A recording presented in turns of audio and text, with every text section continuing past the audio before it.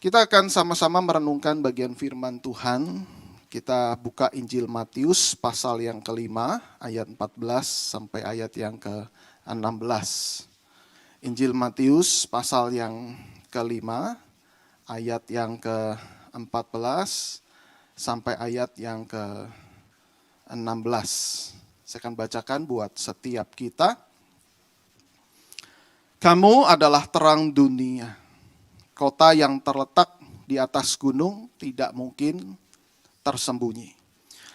Lagi pula orang tidak menyalakan pelita lalu meletakkannya di bawah gantang, melainkan di atas kaki dian sehingga menerangi semua orang di dalam rumah itu. Demikianlah hendaknya terangmu bercahaya di depan orang, supaya mereka melihat perbuatanmu yang baik dan memuliakan Bapamu yang di sorga. Demikian jauh pembacaan firman Tuhan, berbahagialah setiap kita yang mendengar dan juga melakukannya di dalam keseharian kita. Nah, saudara-saudara, seorang penulis membagi 3 macam orang Kristen yang ada di Indonesia. Jenis orang Kristen yang pertama adalah orang Kristen kapal selam. Apa maksudnya, Pak, orang Kristen kapal selam? Nah, saudara, kapal selam itu diciptakan untuk bersembunyi selagi dalam situasi bahaya, lalu kalau sudah aman, dia akan muncul. Nah, orang Kristen kapal selam itu biasanya bersembunyi, saudara ya, bersembunyi, tidak tahu menahu apa yang sedang terjadi di tengah bangsa dan negaranya. Ada banyak permasalahan di tengah bangsa kita, korupsi, kejahatan, pembunuhan, dan sebagainya. Dan orang Kristen ini tidak tahu, ya, tidak ikut campur di dalam segala pergumulan yang tengah ada di tengah bangsa kita ini. Nah, ini orang Kristen kapal selam. Lalu ada jenis orang Kristen yang kedua, yaitu orang Kristen helikopter, saudara. Ya. Apa maksudnya orang Kristen helikopter? Orang Kristen helikopter itu ini lebih mending daripada kapal selam karena bersembunyi di bawah, tetapi helikopter biasanya ada di atas. Dia mengamati apa yang sedang terjadi di darat. Situasi bangsa dan negara, dia tahu, dia mengerti, dia menganalisa, tetapi saudara hanya sekedar mengamati. Dari jauh, ya bahkan memberikan komentar-komentar, selayaknya dia saking serunya seperti membaca surat kabar. Harusnya Bapak Presiden melakukan ini, harusnya Bapak Menteri melakukan itu, harusnya negara kita harus begini, mengatasi perekonomian harus seperti ini. Tetapi saudara, orang Kristen helikopter hanya memberikan komentar-komentar dari jauh. Tidak ada sumbangsi apa-apa yang dilakukan untuk bangsa dan negaranya. Nah, saudara, ada jenis orang Kristen yang ketiga. Ya, orang Kristen yang ketiga, orang Kristen yang sesuai dengan kebenaran firman Tuhan. Apa itu? Orang Kristen yang menjadi terang bagi bangsanya. Nah, ini adalah tema yang akan kita pelajari bersama. Setiap kita seharusnya menjadi orang Kristen yang menjadi terang bagi bangsa kita Indonesia. Nah, saudara-saudara, ketika kita membaca bagian firman Tuhan tadi, saudara, ini sangat menarik. Yesus bicara soal garam dan terang dunia, namun sebelumnya kalau kita perhatikan dalam konteks sebelum dan sesudahnya, saudara, Yesus bicara soal penganiayaan, saudara. Berbahagialah mereka yang dianiaya oleh kebenaran. Mereka kebenaran dianiaya, saudara. Dan di situ mereka mendapat kerajaan surga. Jadi mereka yang dianiaya, saudara, oleh karena kebenaran, di situ Tuhan menjanjikan sesuatu yang indah, yaitu kerajaan surga menjadi miliknya. Lalu kemudian sesudah daripada garam dan terang ini, perikop ini, saudara, Yesus bicara soal sistem keagamaan yang rusak. Yesus berkata bahwa jikalau hidupmu tidak lebih baik, lebih benar daripada orang-orang Farisi dan ahli Taurat, maka engkau tidak akan masuk di dalam kerajaan surga. Jadi saudara, rupanya pendengar pada saat itu, murid Yesus pada saat itu, ketika bergumul menjadi terang bagi bangsanya, saudara, mereka juga sedang diimpit, saudara, oleh masalah penganiayaan, juga masalah keagamaan. Dan bukan sebuah kebetulan, saudara. Di tengah bangsa kita juga ada masalah dua ini. Penganiayaan dalam versi yang tentu lebih ringan, saudara. Lalu kemudian juga sistem keagamaan yang rusak. Kita sedang sama-sama berjuang, bergumul bersama. Dan oleh sebab itu kita bisa menyimpulkan bahwa kitab suci ini relevan bagi setiap kita.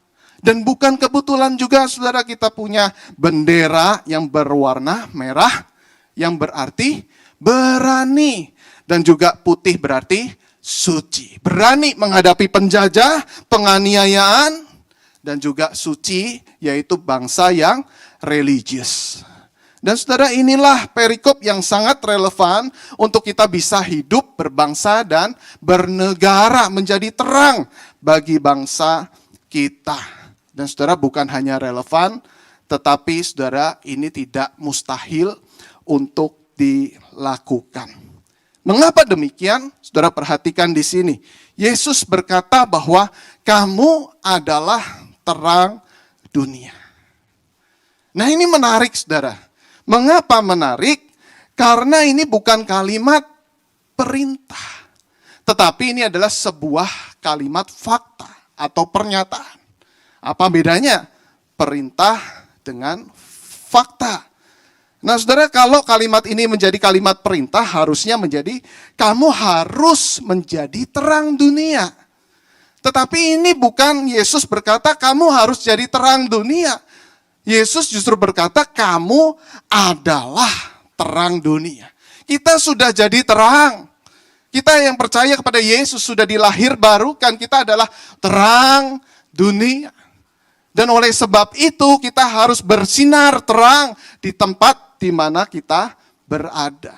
Loh, maksudnya seperti apa? Bukankah Yesus juga pernah berkata bahwa dia juga adalah terang dunia? Kita lihat sama-sama Yohanes 9 ayat yang kelima.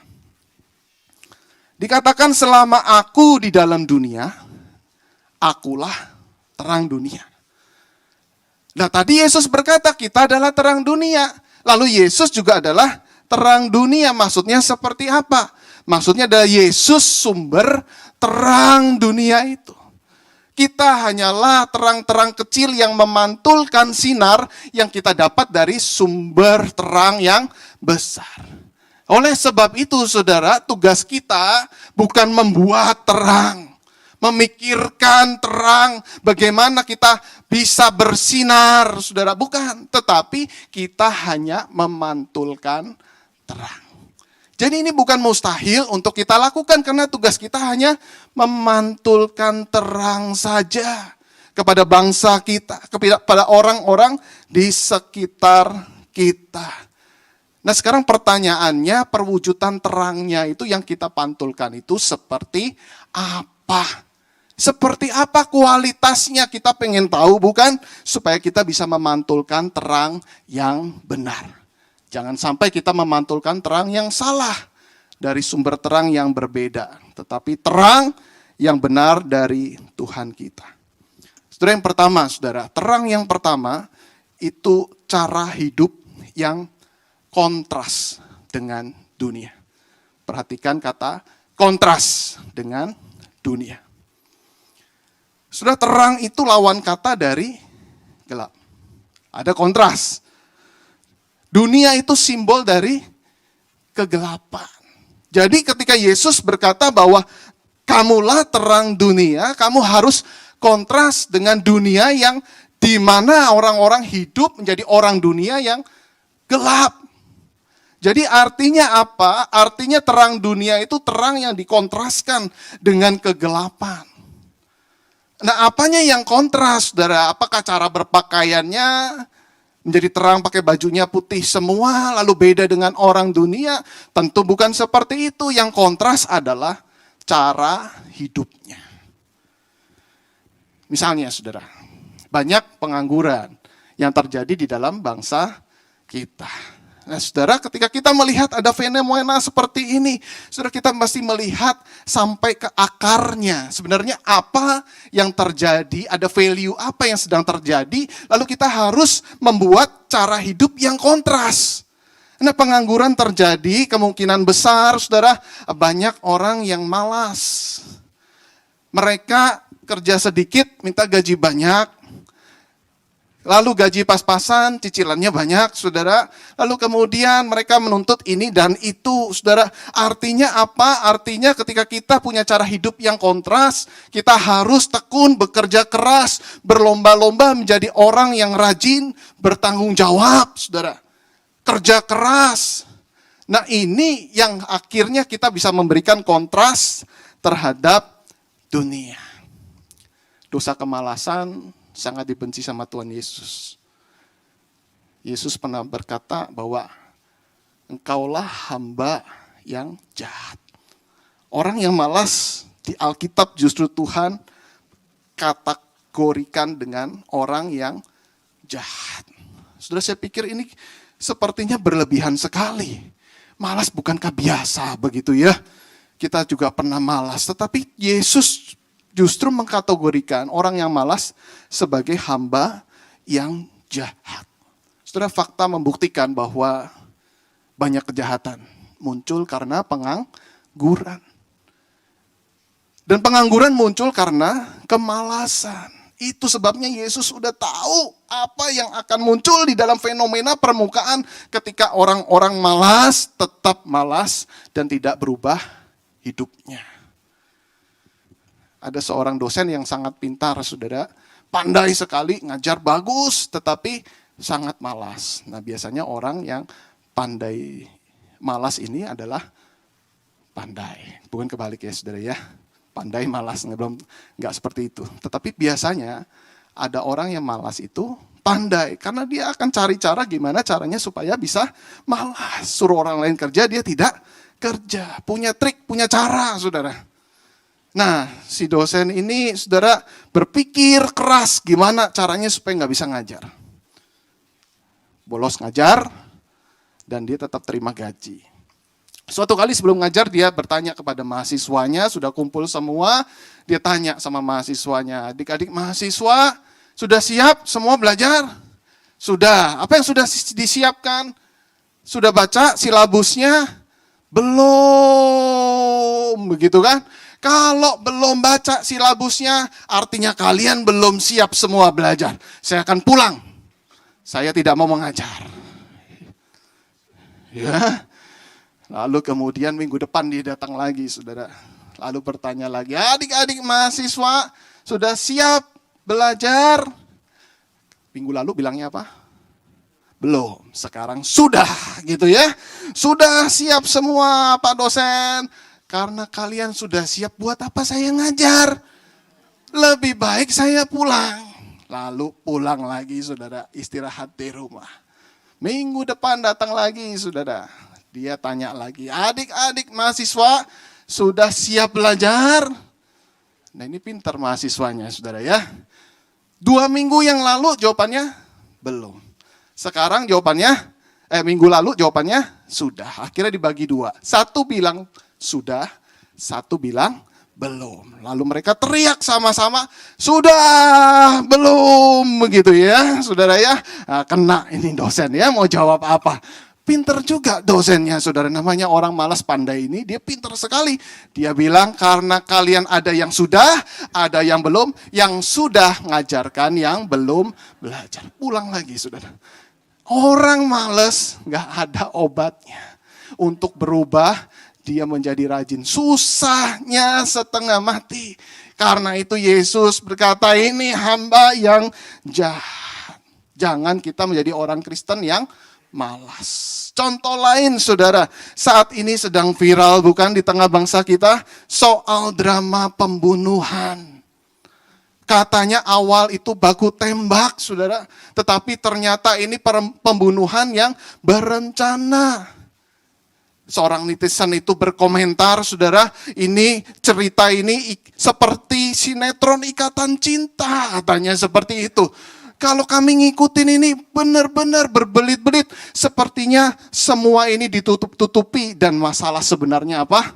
Kejujuran. Ini yang sedang menumpuk, dosa yang sedang menumpuk di tengah bangsa kita. Banyak rakyat, banyak orang-orang yang tidak jujur. Bahkan mereka sedang duduk di dalam institusi pemerintah. Nah, kalau begitu kita gimana? Supaya kita bisa menjadi garam dan terang. Tentu kita harus memiliki hati yang jujur, hati yang tulus. Kita harus memberikan cara hidup yang kontras. Ucapan kita harus bisa dipegang. Ucapan kita, janji kita harus bisa dibuktikan. Gimana caranya, saudara? Hati terlebih dulu, baru mulut kita. Kita lihat sama-sama di dalam Amsal 4 ayat 23-24. Dikatakan, jagalah hatimu dengan segala kewaspadaan, karena dari situlah terpancar kehidupan. Perhatikan Amsal, taruh hati dulu. Lalu kemudian ayat 24, buanglah mulut serong daripadamu, dan jauhkanlah bibir yang dolak-dalik daripadamu. Luar biasa, saudara. Firman Tuhan memberikan solusi yang tepat. Ketika orang hanya dikatakan nggak boleh bohong, nggak boleh dusta, tetapi hatinya tetap kotor, hatinya belum disucikan oleh Tuhan, maka akan sangat sulit sekali dia untuk berubah. Nah, kita sebagai orang percaya yang sudah ditebus oleh darah Yesus, hati kita sudah dibersihkan, maka hati yang bersih ini akan memunculkan perkataan yang bersih, perkataan yang benar, yang bisa dipegang, bukan dusta. Yang kedua, saudara, terang seperti apa yang kita pantulkan, yaitu hidup yang memberikan pengaruh bagi dunia. Yang pertama tadi kontras, yang kedua kita akan belajar untuk hidup kita memberikan pengaruh bagi dunia. Nah, itu sebabnya Yesus berkata dalam Matius 5 ayat yang ke-15 dikatakan begini. Lagi pula orang tidak menyalakan pelita lalu meletakkannya di bawah gantang, melainkan di atas kaki dian sehingga menerangi semua orang di dalam rumah itu. Nah, saudara-saudara terkasih, gantang itu apa? Gantang itu seperti wadah, seperti ember, tempayan biasanya untuk air. Nah, ini gantang ini untuk menaruh hasil panen, untuk mengukur satuan volume, 3,5 kilogram biasanya. Nah, saudara, artinya apa? Artinya ketika kita menyalakan pelita lalu ditutupi gantang, saudara. Buat apa? Kita punya hidup yang kontras dengan dunia. Kita punya hidup yang berbeda, sangat qualified, tapi ditutup dengan gantang. Selalu bersembunyi seperti orang Kristen kapal selam tadi. Nah, buat apa, kata firman Tuhan? Jadi jelas di sini bahwa ketika orang Kristen menjadi terang dunia, nggak boleh bersembunyi. Tetapi harus ditaruh di atas. Ditaruh atasnya juga bukan seperti helikopter, tetapi di atas porsi yang tepat, di atas kaki dian, artinya tempat lilin atau tempat pelita itu, saudara. Sehingga apa? Bisa terlihat, sinarnya bisa kelihatan, dan memberikan pengaruh bagi kegelapan. Matius 5 ayat 16. Dikatakan demikianlah hendaknya terangmu bercahaya di depan orang, supaya mereka melihat perbuatanmu yang baik dan memuliakan Bapamu yang di sorga. Wah, ini indah sekali, saudara, firman Tuhan ini.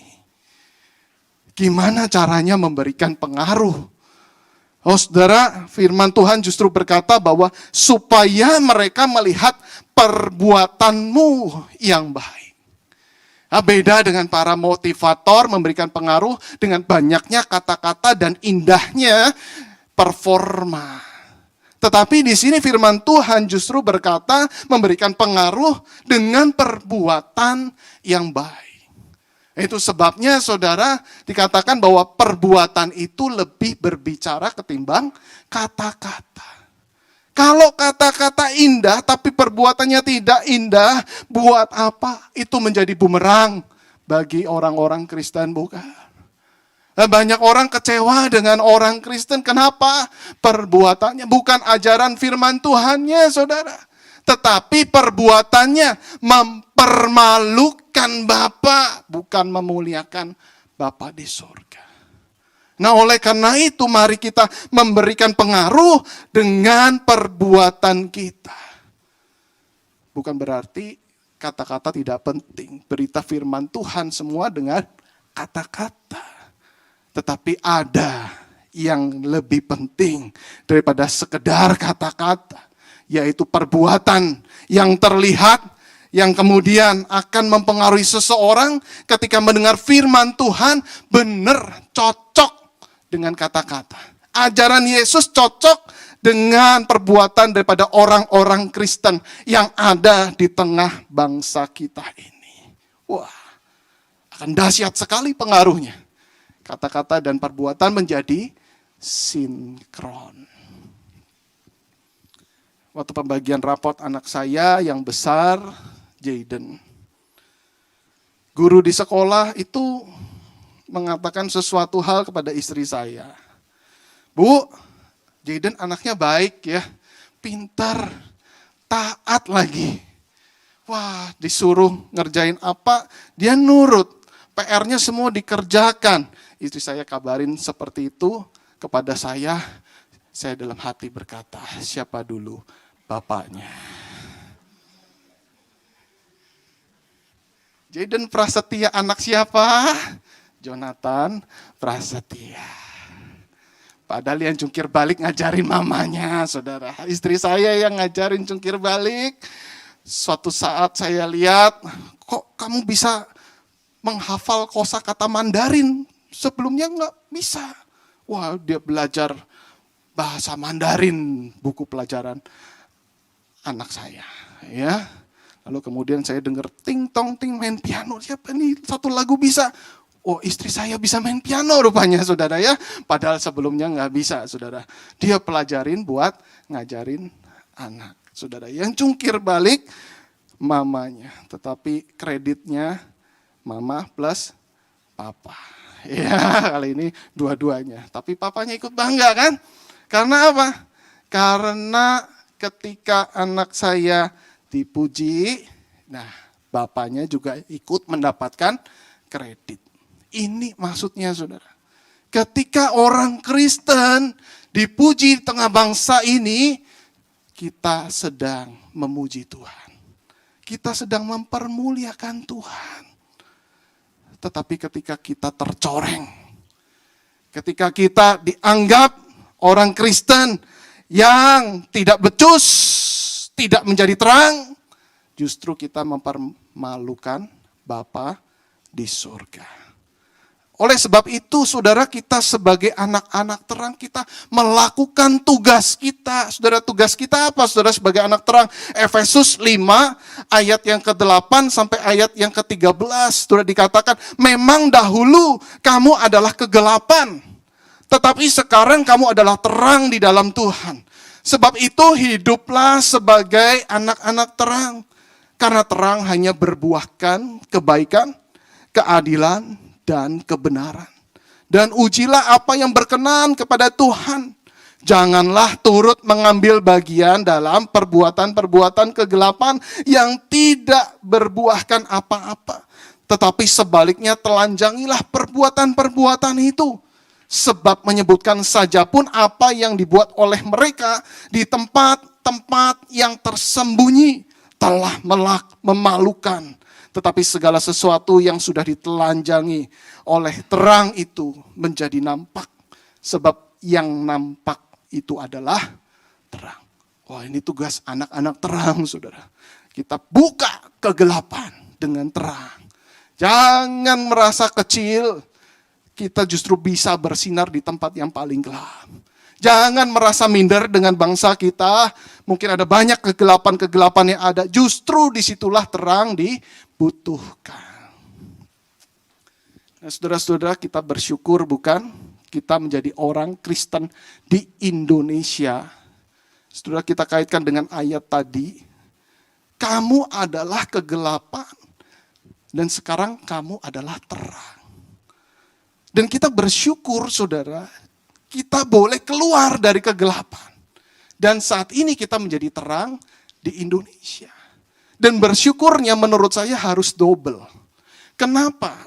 Karena yang pertama, saudara, kita bersyukur bahwa Tuhan mengeluarkan kita dari penjajahan. Segala bentuk penjajahan di Indonesia. Kita sudah menjadi bangsa yang merdeka. Itu semua apa? Tuhan yang mengerjakannya. Oh, ini luar biasa, saudara. Bayangkan kalau kita masih di dalam kehidupan penjajahan. Seberapa besar nilainya, saudara, bersyukur itu. Sebesar pahlawan yang telah gugur di medan perang. Saudara, ada darah para pahlawan yang tertumpah untuk tanah air tercinta ini. Yang saudara pernah pelajari dari bangku SD bahkan sampai SMA, nama-namanya siapa saja yang sudah mengorbankan dirinya dan mencucurkan darahnya. Dan itu luar biasa. Tuhan yang melakukan di balik semua itu. Yang kedua, saudara, bersyukur yang kedua apa? Bersyukur dalam masa penjajahan itu. Ternyata Tuhan bekerja diam-diam menaruh Injil keselamatannya di bangsa kita tercinta. Nah, saudara, ini sangat luar biasa. Injil akhirnya bisa masuk ke tanah Indonesia, saudara. Bukan dengan harga yang murah. Saudara, kita tahu harga yang mahal, yaitu Kristus yang mati di atas kayu salib. Tetapi saudara, plus dengan darah para misionari. Dengan darah para martir, saudara, yang mereka pernah datang mula-mula. Dan itu Tuhan bekerja secara diam-diam mendatangkan kebaikan. Di balik peristiwa penjajahan itu, Tuhan sedang mempersiapkan yang terbaik. Wah, ini sangat luar biasa. Siapa yang suka dengan penjajahan? Mana mungkin orang yang dijajah bisa menerima berkat, tetapi Tuhan justru bekerja dengan ajaib. Siapa yang tidak kenal No Manson? No Manson, hamba Tuhan yang dipakai Tuhan luar biasa. Misionaris yang dipakai dengan sangat hebat di tanah Batak, saudara ya.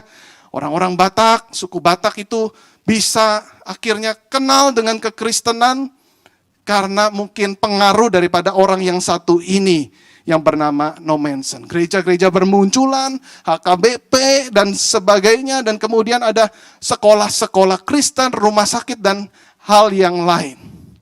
Tetapi saudara, kalau saya tanya siapa yang kenal dengan Samuel Mewson dan Henry Lyman? Ada yang kenal dengan dua orang ini? No Manson siapa yang kenal? Ya, sebagian besar kita kenal. Tapi Samuel Mewson dan Henry Lyman, mungkin kita tidak mengenalnya. Inilah dua misionari pertama di tanah Batak. Sebelum No Manson datang, dua orang ini yang datang pertama-tama. Nah, ketika saat itu 1800-an, saudara, ketika Munson masuk dalam seminari, dia punya visi, punya cita-cita, ya. Untuk apa? Untuk masuk ke tanah Batak. Impian, cita-cita sejak ia di seminari. Dia tertarik mendengar informasi bahwa ini daerah suku-suku ini masih terjerat di dalam ajaran animisme.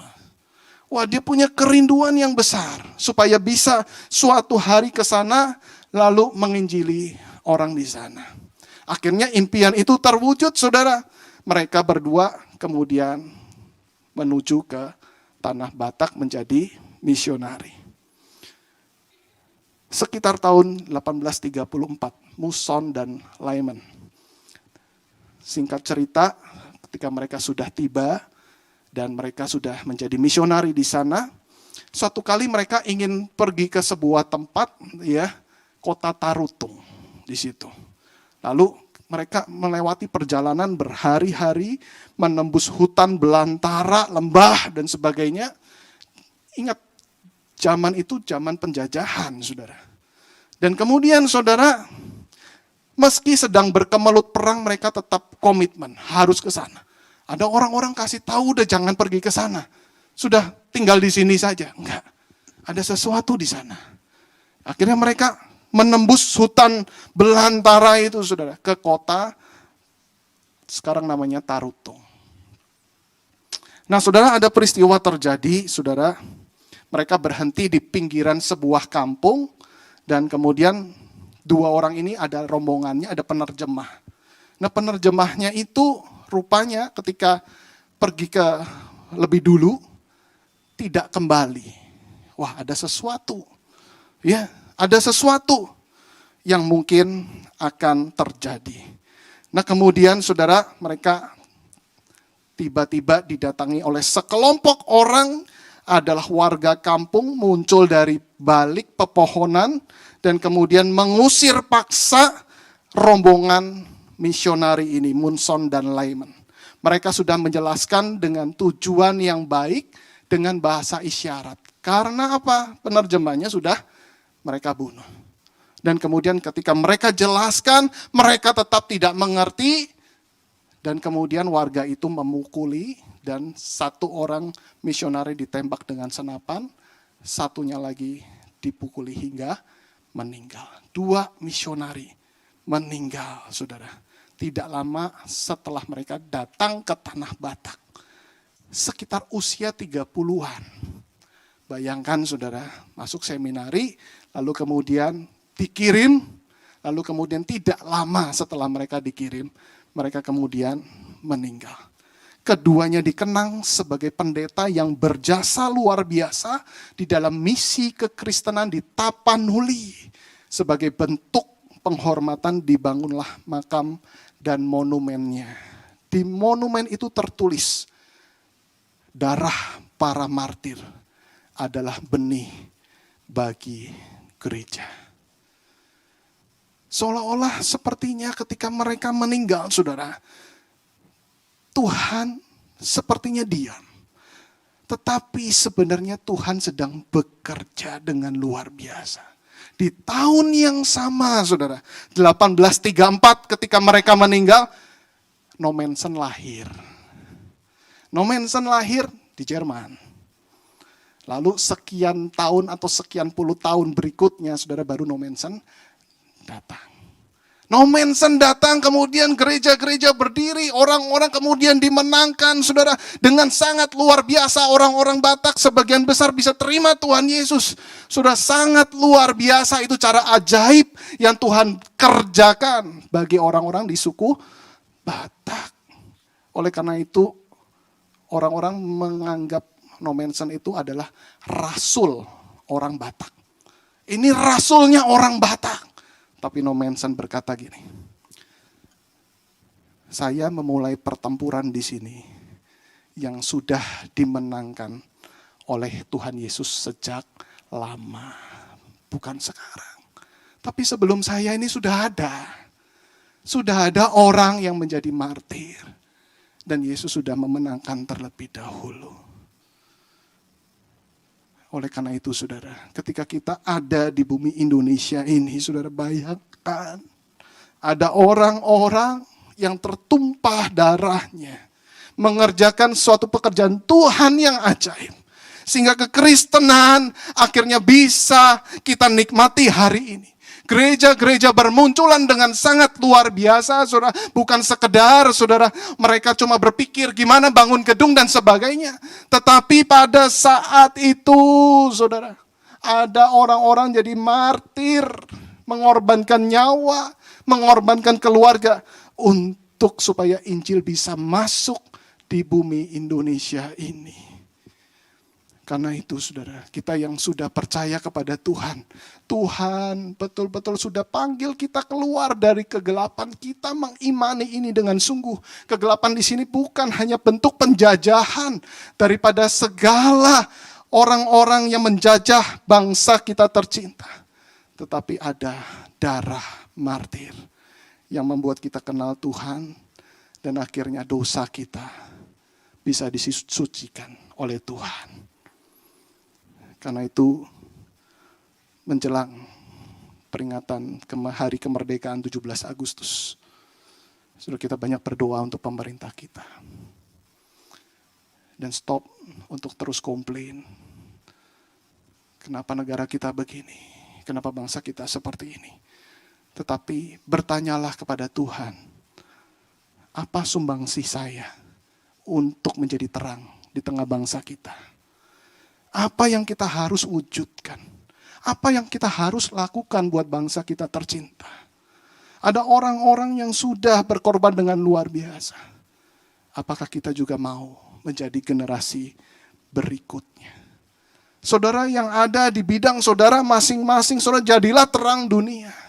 Saudara yang jadi bisnismen, jadilah terang dunia di dalam bisnis saudara. Saudara yang jadi arsitek, jadilah terang dunia di tengah bangsa ini, saudara. Dan saya sebagai hamba Tuhan juga harus menjadi terang di tengah bangsa tercinta ini. Saya percaya Tuhan akan dipermuliakan melalui kehidupan kita. Tuhan akan disenangkan dengan perbuatan kita. Sebagai penutup, mari kita sama-sama, saudara, kita membacakan Efesus pasal yang kelima tadi. Kita ambil waktu tenang sejenak. Ini sebagai doa dan komitmen kita di hadapan Tuhan. Ada banyak kasus di Indonesia, kegelapan, yang kemudian kita bisa lihat proses-proses di mana Bapak Presiden sempat berkata bahwa tolong dibuka kasus ini. Artinya Tuhan bekerja, amin. Tuhan bekerja menelanjangi kegelapan. Dan kita sebagai orang Kristen, kita sama-sama jadi terang. Saudara, Efesus 5 ayat 8 sampai yang ke-13. Saya ubah tadinya kamu, sekarang menjadi saya. Kita baca bersama-sama, dan saudara yang ada di rumah, baca ini sebagai kerinduan kita di hadapan Tuhan. 1, 2, 3. Memang dahulu saya adalah kegelapan, tetapi sekarang saya adalah terang di dalam Tuhan. Sebab itu hiduplah sebagai anak-anak terang. Karena terang hanya berbuahkan kebaikan dan keadilan dan kebenaran. Dan ujilah apa yang berkenan kepada Tuhan. Janganlah turut mengambil bagian dalam perbuatan-perbuatan kegelapan yang tidak berbuahkan apa-apa. Tetapi sebaliknya, telanjangilah perbuatan-perbuatan itu. Sebab menyebutkan saja pun apa yang dibuat oleh mereka di tempat-tempat yang tersembunyi telah memalukan. Tetapi segala sesuatu yang sudah ditelanjangi oleh terang itu menjadi nampak. Sebab semua yang nampak adalah terang. Amin. Mari kita tunduk kepala. Mari kita ambil waktu tenang.